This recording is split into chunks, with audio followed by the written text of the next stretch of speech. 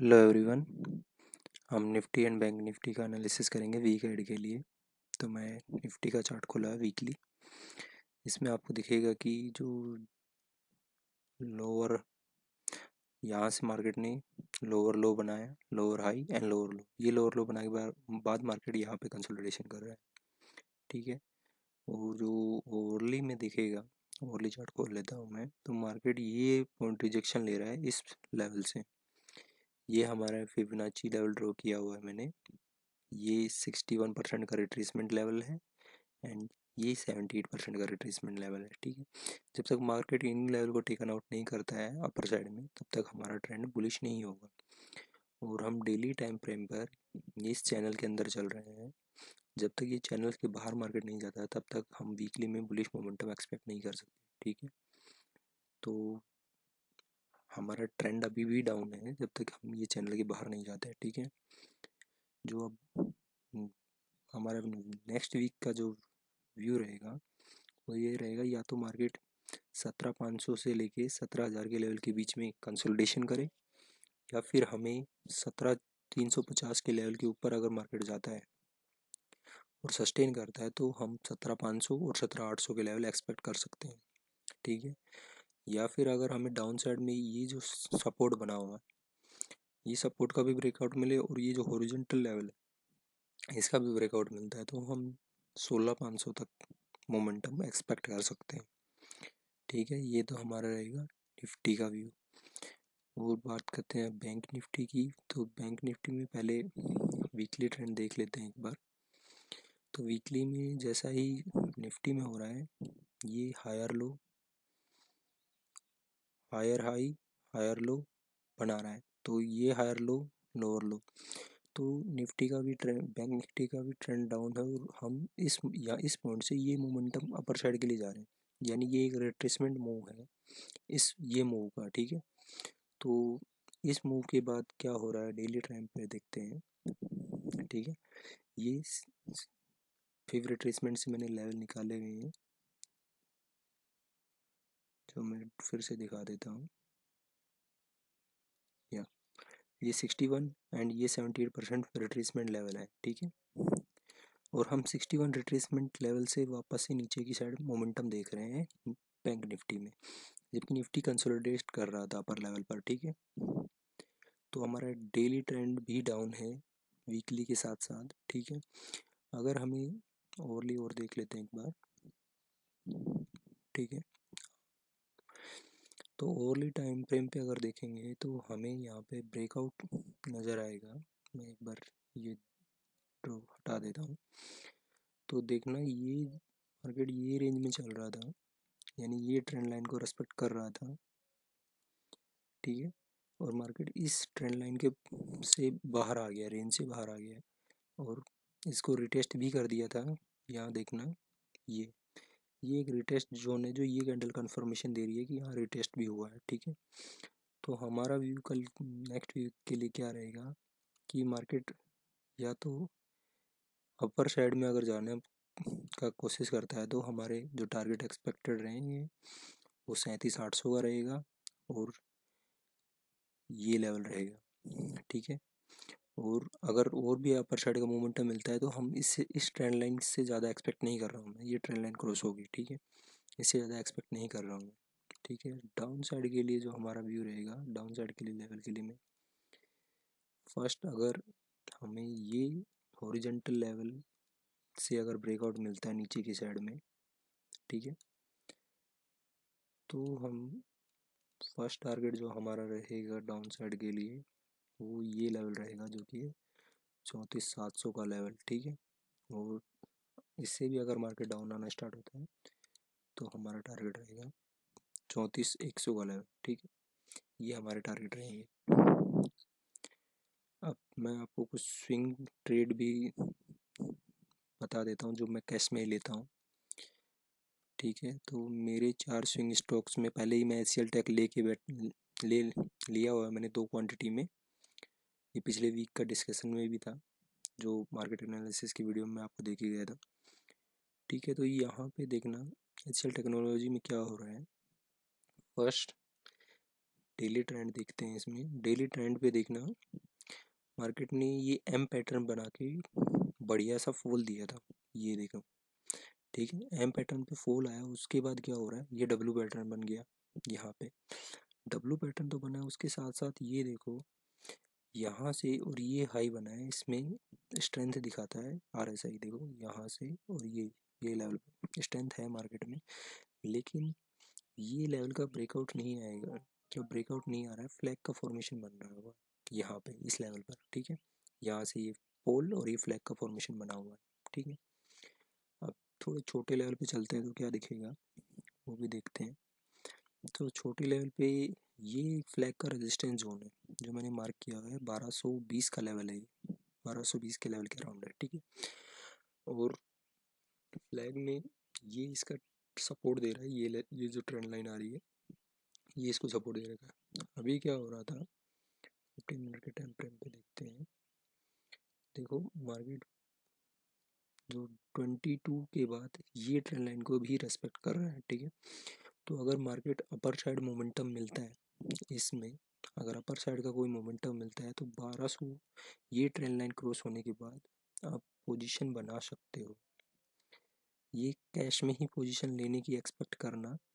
मेरा बाइंग यहाँ पे है, ऑलरेडी मैं 2 क्वांटिटी लिया हुआ हूँ। अगर मेरे को और अपर साइड मोमेंटम मिलता है तो मैं ये लेवल का अगर ब्रेकआउट आता है इस ट्रेंड लाइन के ऊपर तो मैं और क्वांटिटी ऐड इन करूँगा, नहीं तो मैं ये ट्रेड को होल्ड करके रखा हूँ। ठीक है, अगर डाउन साइड के लिए डाउन मोमेंटम आता है तो मैंने अपने जो मैं बता दिया था कि मैं 2 क्वांटिटी कैसे एग्जिट करूँगा। अगर मेरा स्टॉप लॉस हिट होता है तो मेरे जो लेवल है वो ये है कि अगर डाउन साइड का अगर अब कोई मोमेंटम मिलता है तो मैं ये लेवल पर निकल जाऊँगा जो कि 1112 का लेवल है। ठीक है, ये लेवल पर मैं एग्जिट कर दूँगा। ठीक है, उसके लिए ये स्विंग जो लो है वो टेकन आउट होना चाहिए फर्स्ट, तब मैं एग्जिट कर जाऊँगा जो भी मेरी पोजीशन होगी। ठीक है, तो अपर साइड के लिए, डाउन साइड के लिए 1160 का लेवल रहेगा और 1110 का लेवल रहेगा। ठीक है, जब ये ट्रेंड लाइन ब्रेकआउट होता है, और अगर अप साइड के लिए जाता है तो फिबोनाची से ये लेवल आता है 61%, यानी 1300 के लेवल तक की एक्सपेक्ट मोमेंटम एक्सपेक्ट है। ठीक है, आप जो भी पोजीशन लो, अगर यहाँ पे इस लेवल के अगर ब्रेकआउट के ऊपर अपर मोमेंटम लेते हो तो स्टॉप लॉस रहेगा ये जो कि 1160 का लेवल है। अगर डाउन साइड मोमेंटम ब्रेकआउट मिलता है और इस लेवल का ब्रेकआउट मिलता है तो स्टॉप लॉस रहेगा ये लेवल का। ठीक है, तो आप डाउन साइड के लिए मोमेंटम कैश में नहीं ले सकते, तो उसको लेना पड़ेगा आपको ऑप्शन के थ्रू। दूसरा है बजाज फाइनेंस। इसमें देखना, ओवरले डेली दिखा देता हूँ एक बार। देखना मार्केट में ये काफ़ी बढ़िया फॉल आया था ये।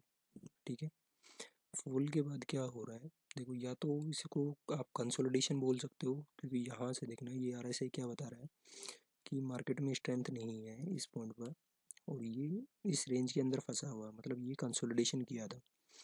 उसके बाद एक ब्रेकआउट मिला और उसके बाद वापस से क्विक बाउंस आ गया है, क्विक बाउंस आ रहा है। तो अगर फिर रिट्रेसमेंट से भी देखें तो ये कितना रिट्रेस करना चाहिए, फिर 61 तक जाना चाहिए अगर ये रिट्रेसमेंट मूव भी है अगर डाउन साइड की मोमेंटम की।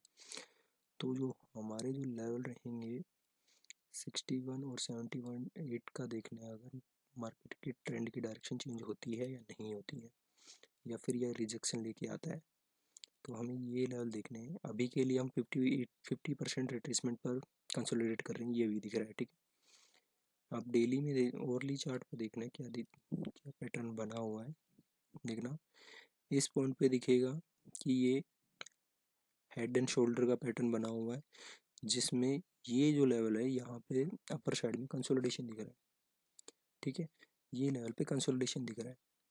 तो अगर मार्केट में अपर साइड के लिए कोई ब्रेकआउट मिलता है तो सबसे जो फर्स्ट लेवल रहेगा वो ये लेवल रहेगा जो हमें मिल सकता है, और ये लेवल रहेगा। डाउन साइड में अभी के लिए मैं कोई एक्सपेक्ट नहीं कर रहा, लेकिन अगर मार्केट डाउन जाना भी स्टार्ट होता है तो हमें ये हॉरिजॉन्टल लेवल का वेट करना है। जब तक ये टेकन आउट नहीं होता डाउन साइड में, तब तक हमें कोई पोजीशन नहीं बनानी। अगर ये लेवल टेकन आउट होता है तो आप फर्स्ट स्विंग स्विंग का ट्राई कर सकते हो, जो कि ये रहेगा, और सेकंड स्विंग ये एक्सपेक्ट कर सकते हो।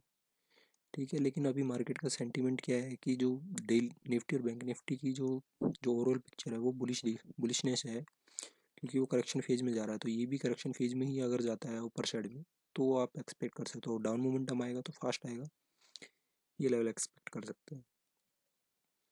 और था स्टेट बैंक ऑफ इंडिया में दोनों साइड का मोमेंटम है, क्योंकि इसमें देखना रिसेंटली ब्रेकआउट भी आया है। ये यहाँ पे देखना ये 61% के आसपास से रिजेक्शन ले रहा था शायद से, देखते हैं एक बार। यस, हाँ ये देखो ये 61% से रिजेक्शन ले रहा था इस लेवल पर। ठीक है, और 78%।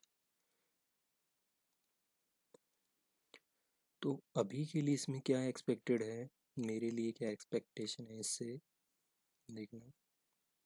देखो ये इस लेवल से आने के बाद इस लेवल 61 पे रिट्रेसमेंट कर चुका है डेली ट्रेंड पे। अगर डेली ट्रेंड इसका डाउन है, जैसा कि दिख रहा है इसमें डेली ट्रेंड में ये स्विंग लो टेकन हुआ तो डाउन ट्रेंड तो हुआ है। डाउन ट्रेंड में ये रिट्रेसमेंट मूव अगर 61% को क्रॉस नहीं करते, यानी 500 का लेवल क्रॉस नहीं होता इसमें, तो हम डाउन साइड की मोमेंटम एक्सपेक्ट करेंगे। और अगर ये लेवल टेकन आउट होता है 500 का, तो हम ये लेवल का एक्सपेक्ट करेंगे, जो कि है 522 का। ठीक है, अपर साइड में अगर कोई ब्रेकआउट मिलता है इस सिमेट्रिक ट्रायंगल पैटर्न का, तो फर्स्ट टारगेट रहेगा 501, और उससे जो नेक्स्ट टारगेट रहेगा 522 का।